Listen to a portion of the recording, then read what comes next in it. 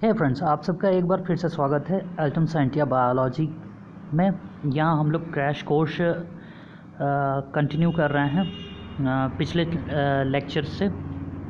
और जैसा कि ये चैप्टर 7 का तीसरा और लास्ट लेक्चर होगा। लेक्चर नंबर 2 काफ़ी ब्लंटली इंड हुआ था, चूँकि मेरे मुंह में माउथ अल्सर्स हो गए थे, तो बोलने में काफ़ी तकलीफ़ हो रही थी, तो इसीलिए मैं वहीं तुरंत ड्रॉप कर दिया। काफ़ी तेज़ पेन होने लगा। तो चलिए इन सब बातों को छोड़ के स्टार्ट करते हैं। स्पायरकल तक हम लोगों ने पढ़ा था। उसके बाद हम लोग को पढ़ना था यूरिक एसिड एक्सक्रीट करते हैं कॉकरोचेस। यूरिक एसिड तो उन्हें क्या कहा जाएगा? यूरिकोटेलिक। ये बातें हम सभी लोग जानते हैं, मैक्सिमम लोग, जहाँ तक मुझे भी पता है। इनमें ये एक्सक्रीटरी ऑर्गन जो होता है, मल्पीजियन ट्यूब्यूल्स को जो हम लोगों ने देखा था, उसके अलावा fat body, nephrocytes, uricose gland, ये सब एक्सक्रीशन में हेल्प कराते हैं। ठीक, ये हो गया इसके एक्सक्रीटरी सिस्टम के बारे में। अब नर्वस सिस्टम के बारे में देख लेते हैं ज़रा। 3 गैंग्लिया थोरैक्स में होती है, 3 ओके। 6 एब्डोमेन में होती है, 6 गैंग्लिया। मतलब कि गैंग्लिया का मतलब undifferentiated mass of nervous system. जैसे गैंग्लियन उन्हें इसीलिए कहते हैं कि वो अनडिफरेंशिएटेड मास है, आपस में एक क्लम्प फॉर्म करते हैं, वो नर्वस सिस्टम जहाँ वो गैंग्लिया होती है। हाँ, कुछ प्रॉपर जंक्शन प्रोवाइड करते हैं, तो इस उसमें भी हेल्प करते हैं। नर्व कंडक्शन में तो करेंगे ही करेंगे।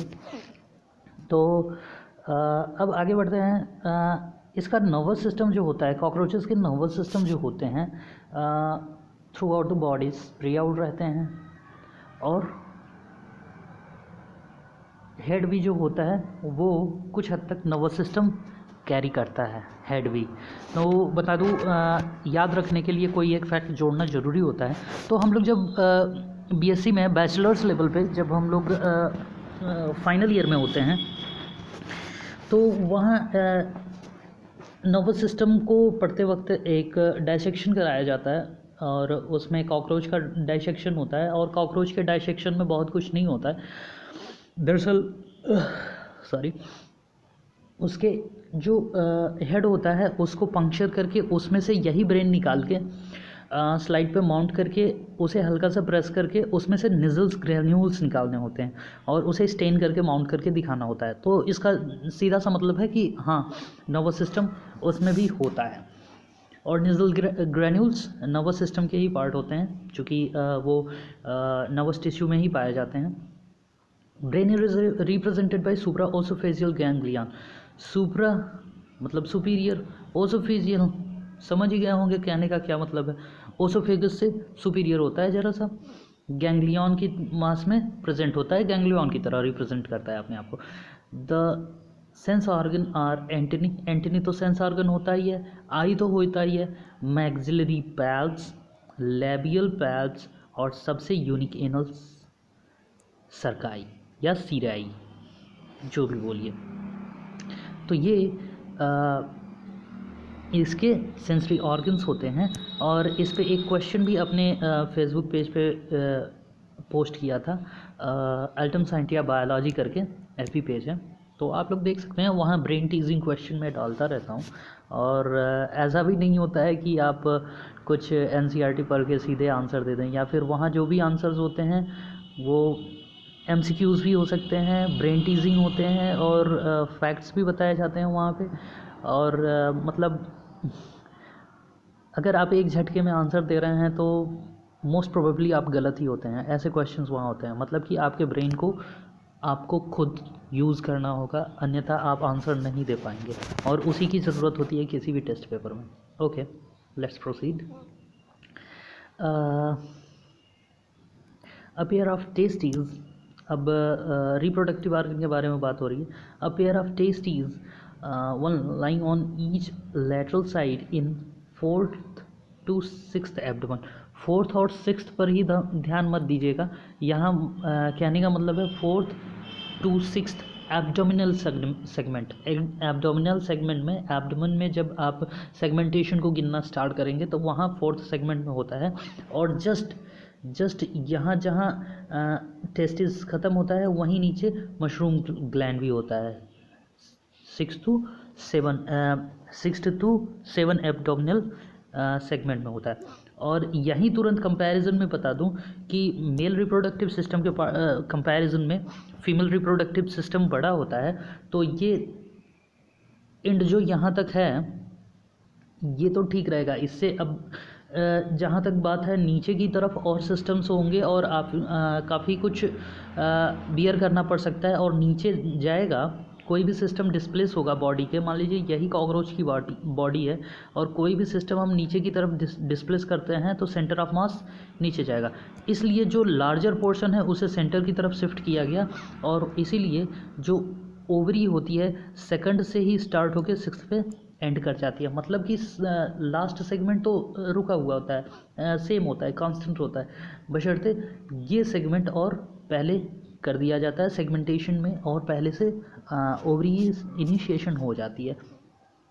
ठीक, अब एक जो एक्सटर्नल जेनिटिलिया होती है एक काइटिनस असिमेट्रिकल स्ट्रक्चर के फॉर्म में इमर्ज करती है बॉडी के कैविटी से बाहर, या फिर बाहर की तरफ दिखती है। अगर एक्सटर्नल जेनिटिलिया की बात करें तो उसे गोनोफाइसिस या फेलोमियर कह देते हैं। ओके, अब बात करते हैं स्पर्म्स जो होते हैं सेमाइनल वेसिकल्स में स्टोर होते हैं और आपस में क्लम्प के फॉर्म में होते हैं। ठीक, ये फ्री फॉर्म में नहीं होते हैं, क्लम्प के फॉर्म में होते हैं, जैसे जिसे बंडल ही क्लम्प कहते हैं, और उसे स्पर्मेटोफोर पर किसी भी चीज़ के बंडल को, या मैंने पिछले कुछ चैप्टर्स में बता दिया है, यूनिट 1 में ही इसके बारे में बात हुई होगी कि कहीं भी जब हम कोनिडियोफोर की बात कर रहे थे तो 4 मीन्स कैरियर होता है, तो इसीलिए स्पर्मेटोफोर्स उन बंडल्स को कहते हैं। 2 लार्ज ओवरी होती हैं, वो भी लैटरल होती हैं, और सेगमेंटेशन तो किस सेगमेंट में होती है वो तो मैंने बता ही दिया।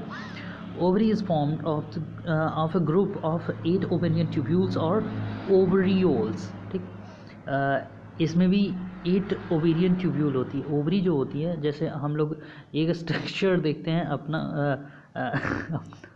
सॉरी, तो ये मैमेलियन ओवरी है, कुछ इस तरह के प्रोजेक्शन होते हैं।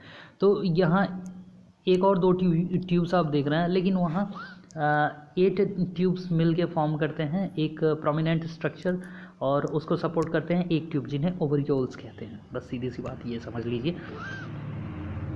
अब स्पर्मेथिका एक होता है, वो 6th सेगमेंट में प्रेजेंट होता है। ठीक, स्पर्मेथिका। ओके, अब बात करते हैं fertilised egg are enhanced in capsule called ootheca. ठीक, फर्टिलाइज्ड एग जो होते हैं वो कैप्सूल में या फिर ऊथिकेई में एनकेस्ड करके या फिर बंद करके रखे जाते हैं। ऊथिकेई इज़ डार्क रेडिश। अब किस कलर का होगा वो समझ ही सकते हैं, dark reddish and brown capsule dropped. अच्छा, अब आप खुद ही गेस कर लीजिए कि कहाँ रखे जाएंगे ऐसे जो फर्टिलाइज्ड एग हैं। कोई भी मदर कहाँ रखना पसंद करेगी? ड्यू टू सूटेबल सरफेस, जहाँ वहाँ ह्यूमिडिटी ज़्यादा हो और फूड सोर्स के पास हो। ठीक, एवरेज फीमेल प्रोड्यूस 9 to 10 ऊथिकेई, 9 से 10 ऊथिकेई बताते हैं, जिसमें 16 से 14 एग्स होते हैं। मतलब कि टोटल 140 से 160 एग्स वहाँ प्रेजेंट रहते हैं। ठीक, 140 से 160 एग्स होते हैं। ठीक, paurometabolous meaning there is development of through nymphal stage. ठीक, पैरामेटाबोलस एक टर्म आपको याद करना होता है कि इनमें डेवलपमेंट पैरामेटाबोलस होता है। ठीक, जो कि लगभग 13 मोल्टिंग स्टेज से होके गुजरता है एक एडल्ट को बनाने में। ठीक, और जो इसके यंग वंस होते हैं, नियोनेट्स होते हैं, उन्हें निम्फल कहते हैं, निम्स कहते हैं। ध्यान दीजिएगा, इंग्लिश लिटरेचर में ये भी एक बहुत अच्छा है, एक ऐसा शब्द जिसमें वॉवल नहीं होता है, NYMPH, निम्फ। निम्फ होता है जिसमें वॉवल का इस्तेमाल नहीं होता है। पांचों वोवेल वाले तो काफ़ी सारे वर्ड्स आप लोग को पता होंगे जहाँ तक मुझे लगता है। अब फ्रॉग की बात करते हैं, ठीक। पोइकिलोथर्म्स होते हैं, ठीक। कैमोफ्लेज भी करते हैं, कैमोफ्लेज, ठीक। समर स्लीप को एस्टिवेशन कहते हैं, विंटर स्लीप को हिबरनेशन कहते हैं। इन दोनों में डिफरेंस आप क्लियर कर लीजिएगा। समर स्लीप को एस्टिवेशन कहते हैं या फिर विंटर स्लीप को हिबरनेशन कहते हैं, ठीक। अच्छा, आप हिबरनेशन से एक फैक्ट को जोड़ लीजिए। कंप्यूटर्स आप लोगों ने इस्तेमाल किया होगा, उसमें स्विच ऑफ करने के लिए हिबरनेशन का हिबरनेट वर्ड यूज़ किया गया। हिबरनेट या हाइबरनेट जो भी आप कह लीजिए। तो हिबरनेट जब कंप्यूटर जब काफ़ी ज़्यादा उसका प्रोसेसर हीट हो जाता है, गर्म हो जाता है, तो अपने आप को ठंडा करने के लिए हिबरनेट कर लेता है। ओके, अब बात करते हैं मॉर्फोलॉजी। मॉर्फोलॉजी में skin is always maintained in moist. Frog का मॉर्फोलॉजी में इनका स्किन सरफेस मॉइस्ट होता है, आप देखते होंगे। निक्टिएटिंग मेम्ब्रेन होता है। चलिए, इस पे रेड अंडरलाइंड है, तो मीनिंग भी देखने की कोशिश करते हैं। निक्टिएटिंग मेम्ब्रेन का मतलब क्या हो गया?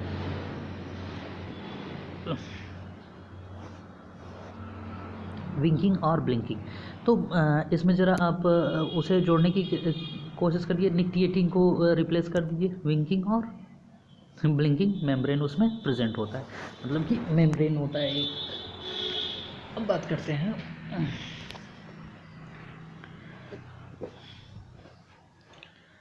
अब देखिए, टिम्पैनम वगैरह होता है। आप ये ना कहिएगा टिम्पैनम नहीं बता रहे हैं, ये नहीं बता रहे हैं, छोड़ दे रहे हैं।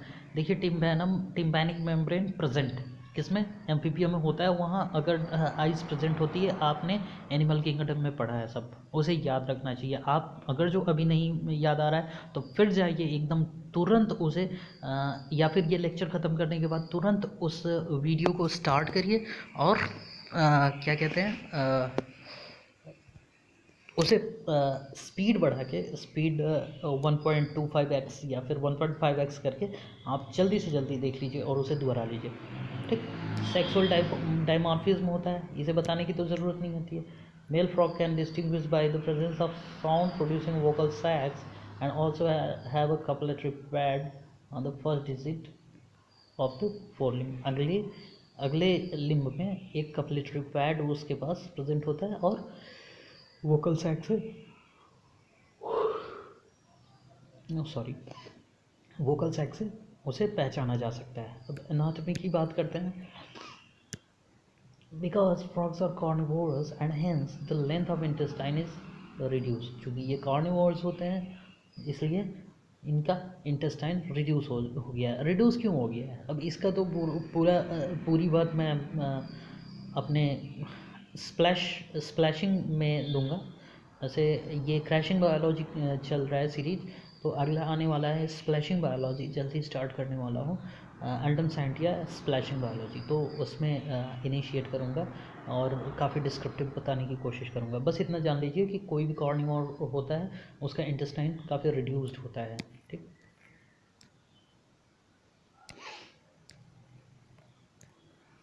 इधर कोई मुझे अच्छा वर्ड नहीं मिला है जो मैं इसे बता सकूं। देखिए, डाइजेशन में किस में HCl गैस या गैस्ट्रिक जूस के फॉर्म में HCl सिक्रेट नहीं होता, ठीक। ये देखिए, लिम्फेटिक सिस्टम आल्सो इसमें प्रेजेंट होता है। हाँ, मतलब फ्रॉग में लिम्फेटिक सिस्टम भी प्रेजेंट होता है, जिसमें लिम्फ तो होता ही है, लिम्फेटिक सिस्टम प्रेजेंट है।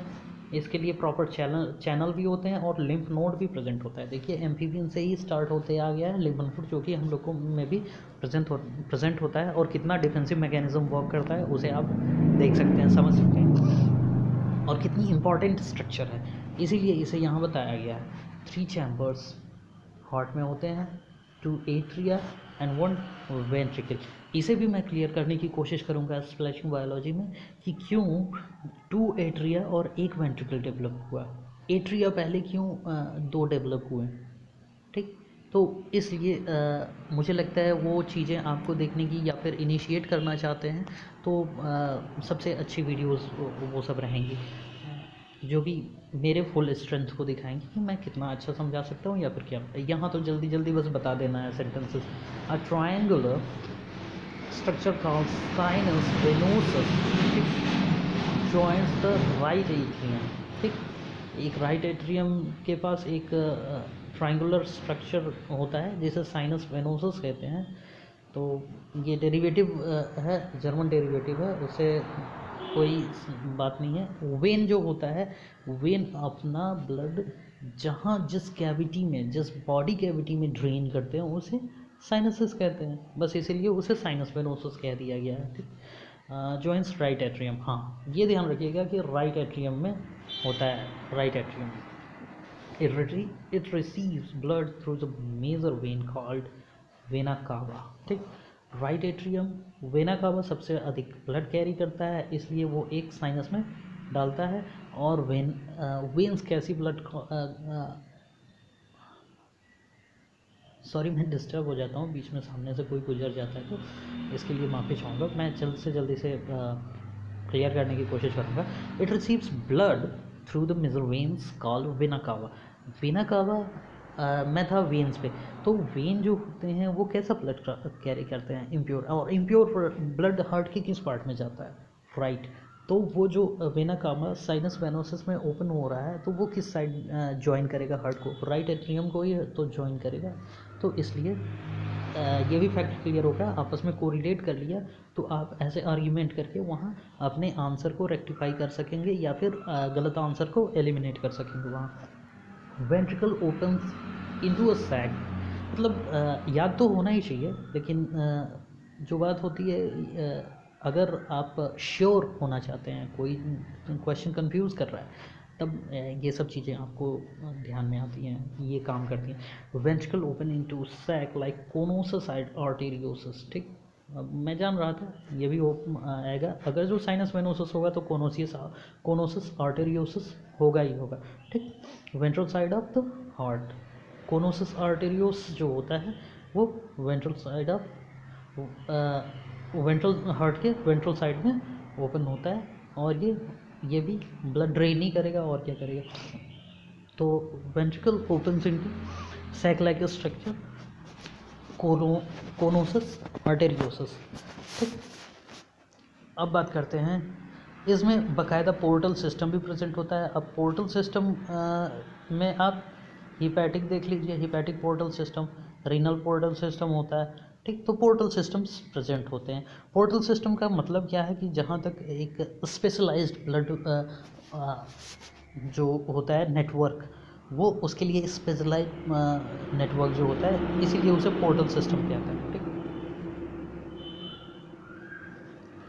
और कुछ तो मान लीजिए ब्लड तो होगा ही, और ब्लड में जब सभी चीज़ें प्रेजेंट ही हैं तो उसमें कुछ एक्स्ट्रा तो दिखा नहीं मुझे। Females, the uterus and oviduct open separately into cloaca. ठीक, क्लोएका प्रेजेंट होता है। ठीक, और ये यूरियोटिलिक होते हैं। यूरियोटिलिक मीन्स यूरिया एक्सक्रीट करेंगे। ठीक, वो यूरिकोटिलिक है, यूरिक एसिड सेक्रीट करेंगे, as in cockroach. Nervous system is organised, okay, organised nervous system है into a central nervous system, brain and spinal cord and PNS, peripheral nervous system। CNS और PNS में भी differentiated है। उसके बाद भी autonomic nervous system भी इनमें पाया जाता है, जिसमें सिंपैथेटिक एंड पैरासिम्पैथेटिक आता है।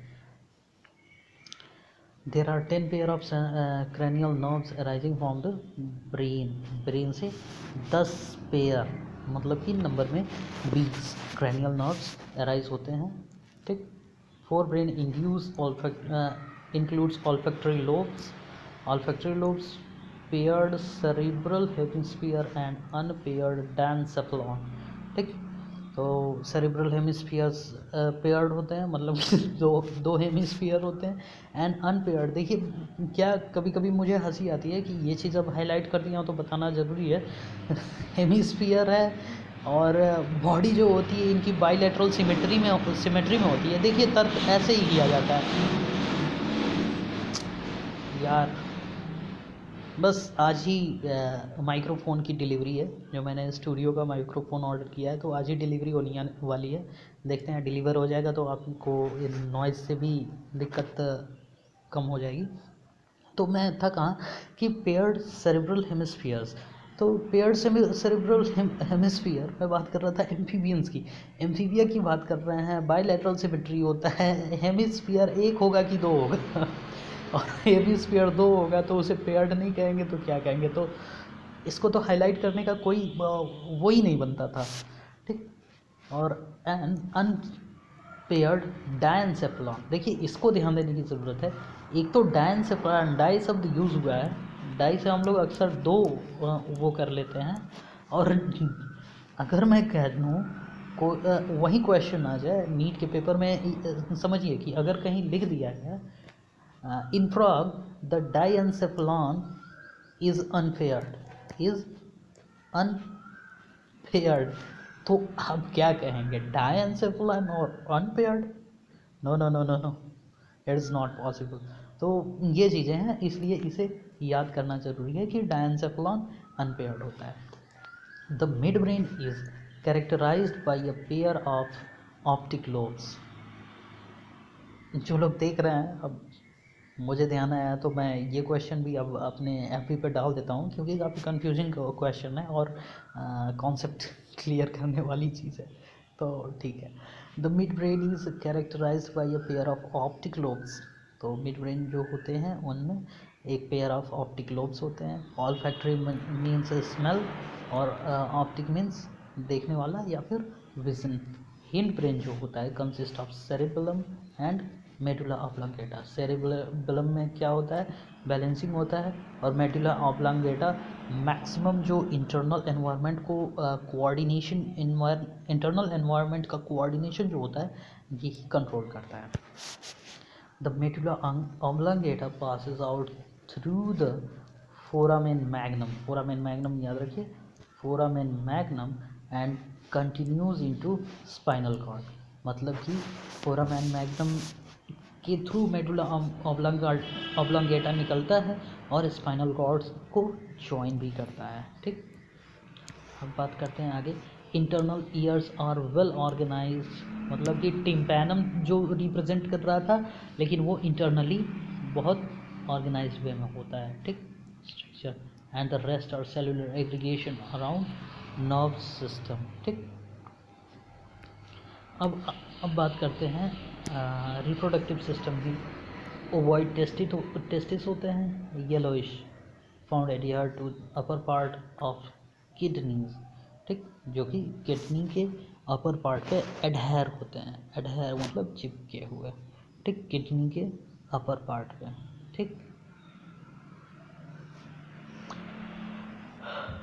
Bye a double fold peritoneum का मेसोर्जियम, सॉरी। तो ये जो मेसोर्जियम होता है एक डबल फोल्डेड पेरिटोनियम होता है